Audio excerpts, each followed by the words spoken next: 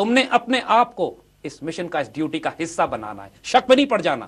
یہ آزمائشیں ہیں، میں سب جانتا ہوں کہ امت کے ساتھ جو کچھ ہو رہا ہے، لیکن یہ جو کچھ ہو رہا ہے مسلمان کو مسلمان کر دیا طوفان مغرب نے، اس کو بیدار کرنے کے لیے. بالکل. اور خوشخبریوں کا دور ہے.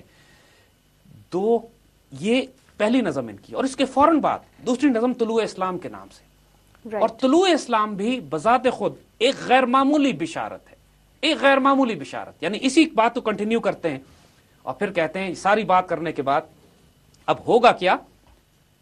دلیل صبح روشن ہے ستاروں کی تنکتا بھی، افق سے آفتاب ابھرا گیا دورے گراں خوابی. کتنا خوبصورت یہ منظر کشی ساری کر رہے ہیں کہ دیکھو تو صحیح کہ سورج نیا طلوع ہو چکا ہے. بالکل. وہ جو مسلمان کئی سو سال سے سو رہے تھے وہ وقت چلا گیا.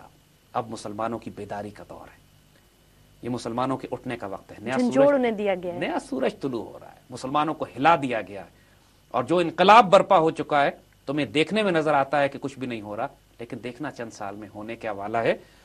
عروق مردہ مشرق میں خون زندگی دوڑا، مشرق کی جسم میں ایک نیا خون پیدا ہو گیا. یہ وہ وقت یاد رکھیے گا کہ جب پورا چین بھنگ کے نشے میں بے ہوش پڑا ہوا تھا، ہندوستان میں تاریکی تھی، کوئی لیڈر نہیں تھا ہمارے پاس، اور ایسٹرن سویلائزیشن مشرقی تہذیب کا تو وجود ہی نہیں تھا، ہر چیز کالونائز ہوئی ہوئی تھی. اس وقت کیا کہہ رہے ہیں یہ کہ عروق مردہ مشرق میں خون زندگی دوڑا، سمجھ سکتے نہیں اس راز کو سینہ و فارابی.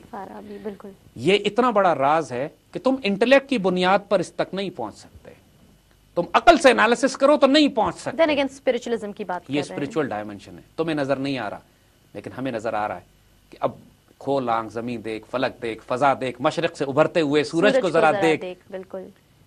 یہی ریفرنسز ہیں. دیکھو تو ایسٹرن سویلائزیشن اب کیسے اٹھنے والی ہے. آج 100 سال کے بعد ان کی یہ پریڈکشنز پوری ہو رہی ہیں کہ جب رائز آف دی ایسٹ کی بات کی جا رہی ہے، ساری مشرقی تہذیبیں ہیں جو اٹھ کر اس وقت شیروں کی طرح چنگھاڑ رہی ہیں.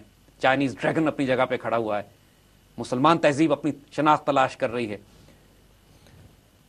اور پھر مسلمان کو مسلمہ کر دیا طوفان مغرب میں، تلا تمہائے دریا ہی سے ہے گوہر کی سیرابی. مسلمان ہوئے ہیں طوفان مغرب سے، جو مغرب نے طوفان برپا کیا ہے مسلمان، ورنہ تو ہم غفلت میں تھے. بالکل. ہم تو بالکل غفلت میں تھے، ہمیں نہیں معلوم تھا کہ مسلمان کس طرح بننا ہے. لیکن جب ہم پر آزمائشیں آئیں، امتحان آئی، قربانیاں دینی پڑی ہمیں، سیکریفائی، ہم نے شہید دیے، ہماری بہنوں نے اپنی عزت اور آبرو قربان کی. جب ہمیں معلوم ہوا، ہمیں آزادی کی قدر آئی، عزت اور آبرو کی قدر آئی اپنی، پھر ہم نے اپنے اللہ کو تلاش کیا. تو یہ، اور پھر یہاں بہت بڑی بشارت دی ہے، عطا مومن کو پھر درگاہ حق سے ہونے والا ہے. مومن کو ایک دفعہ پھر اللہ کی طرف سے تحفہ ملنے والا ہے. تیاری کرو اس کی، اپنے آپ کو اس کا حقدار بناؤ، اپنے آپ کو اس قابل کرو کہ یہ تحفہ تمہارے نصیب میں آئے. عطا مومن کو پھر درگاہ حق سے ہونے والا ہے، شکوہ ترکمانی ذہن ہندی نطق عربی. ایک دفعہ پھر ٹرکش جلال، ترکوں کا جو جلال تھا وہ مسلمان کو ملے گا، جو انڈین مسلمانوں کا انٹلیکٹ ہے وہ ملے گا، ذہن ہے جو وہ ملے گا، اور عربوں کی جو خوبصورت زبان ہے اور ان کا جو فصاحت و بلاغت ہے وہ دوبارہ عطا ہونے والی ہے. تم کو ایک دفعہ پھر تمام مسلمان تہذیبوں کی میراث دی جائے گی. ایک دفعہ پھر لیڈرشپ کا رول تمہارے پاس آنے والا ہے، جو پوری دنیا میں تم ایک زمانے میں حکومت کیا کرتے تھے، پھر تم اپنے زوال پذیر ہوئے، لیکن اب ویک اپ، وقت دوبارہ قریب آ گیا. یہ صرف بشارتیں، آنے والے دور کی تصویریں. میرے آئینہ گفتار میں آنے والے دور کی دھندلی سی تصویر دیکھ. رائٹ. اب دیکھ تو صحیح ہونے کیا والا ہے. پھر کہتے ہیں ضمیر لالا میں روشن چراغ آرزو کر دے، چمن کے ذرے ذرے کو شہید جستجو کر دے. یہ دعا کی انہوں نے اللہ سے کہ یا اللہ یہ جو کچھ اب ہونے والا ہے، جو کچھ میں دیکھ رہا ہوں، بالکل اس میں اس پوری امت کے نوجوانوں کو، ایک ایک فرد کو شامل کر دے. ایک ایک نوجوان کے اندر وہ آگ بھڑکا دے کہ وہ بے چین ہو کے اس تقدیر کا حصہ. اگر جو شخص اس تقدیر کی راہ، دیکھیے اس وقت بھی کیفیت یہ تھی، کچھ لوگ تھے جو حضور صلی اللہ علیہ وسلم کی مخالفت کر رہے تھے، بد نصیب، بالکل دنیا آخرت میں تباہ و برباد. ہر دور میں ایسے لوگ ہوتے ہیں، بورن لوزرز. کچھ لوگ ایسے تھے جن کے اندر وہ شہید جستجو تھے، جو بے چین تھے، جو حق کو تلاش کر رہے تھے، انہوں نے حضور کا ساتھ دیا. وہی بات، دو جہانوں میں کامیاب ہوئے. بالکل ہر دور میں ایسے لوگ ملیں گے. اور پھر جب کہتے ہیں،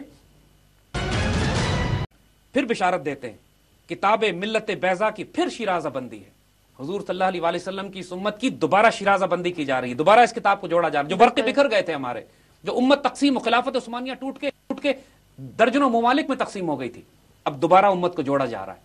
اور یہ اس وقت کہا جا رہا ہے جب ایک مسلمان ملک موجود نہیں تھا، کمپلیٹ ڈارکنیس. ایگزیکٹلی. ایک مسلمان ملک موجود نہیں تھا. خلافت عثمانیہ توڑنے کے بعد تو بکھرے تھے، صرف کالونائزڈ ایریاز تھے، ایسے علاقے تھے جن پہ کفار کے قبضے تھے. اس وقت کہہ رہے ہیں کتاب ملت بیضا کی پھر شیرازہ بندی ہے، یہ شاخ ہاشمی کرنے کو ہے پھر برگو بر پیدا. اور یہ جو ہاشمی شاخ ہے، یہ جو امت مسلمہ کی دین ہے، دوبارہ اس میں پھل پھول پودے نکلنے والے ہیں، دوبارہ شاخیں نکلنے والی ہیں. یہ صرف بشارتیں، یہ آنے والے دور کی تصویریں.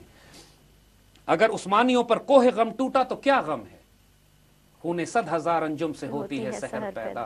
اگر اس ترک عثمانیوں پہ ظلم ہوا ہے تو ٹھیک ہے، مگر کیا غم ہے کہ جب تک کہ لاکھوں ستارے قتل نہ ہو صبح نہیں ہوتی. عثمانی ستاروں کی طرح ہیں، لاکھوں عثمانی شہید ہوئے ہیں، مگر خاک وہ ہاشمی بیچ رہا ہے آبرو دین مصطفیٰ، خاک و خون میں لٹ رہا ہے ترکمان سخت کوش، خاک و خون میں لٹا ہے ترکمان سخت کوش. عثمانیوں پہ کوہ غم ٹوٹا ہے. 40 لاکھ مسلمانوں نے قربانی دی ہے تو دی ہے پاکستان بننے کے لیے، لیکن وہی بات کہ جب تک کہ قربانی نہ دی جائے، جب تک کہ لاکھوں قربان نہ ہو، اس وقت تک دن طلوع نہیں ہوتا. پاکستان کی نئی زندگی، نئی صبح و شام ان شہداء کے خون پر ہے، انہوں نے سینچا اس کو. Very true. اب یہ بات پھر اپنے آپ کو کہتے ہیں، نوا پیرا ہو یہ بلبل کہ ہو تیرے ترنم سے، کبوتر کے تن نازک میں شاہی کا جگر پیدا. اپنے آپ سے کہ اپنے آپ کو بلبل کہا ہے کہ تم دوبارہ سے اس قوم کو بیدار کرو، اپنا نغمہ سناؤ.